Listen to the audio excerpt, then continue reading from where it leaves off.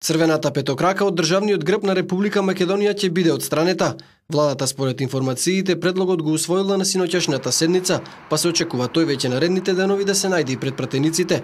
За промена на грбот потребно е двотретинско мнозинство, кое се очекува да биде обезбедено без никаков проблем, бидејќи власта го има и без гласовите на опозицијата. Дуи, албанскиот партнер во владата, дознаваме веќе дала согласност за идејата. Владата потегот го објаснува со намерата да се испрати сигнал дека Македонија расчистува со поранешната идеолошка матрица. Земјата единствената од некогашниот источен блок, која се уште во употреба го има стариот социјалистички грб. Денешниот грб на Република Македонија датира од далечната 1946 година. Според тогашното објаснување, тој ги представува пејзажните карактеристики на Република Македонија. Ги представува планините, реките, полињата и сонцето. Венецот ги представува културите кои се одгледуваат во Македонија: пченицата, тутунот, памукот и афионот. На дното се наоѓа традиционален вес, а на врвот црвена петокрака ѕвезда.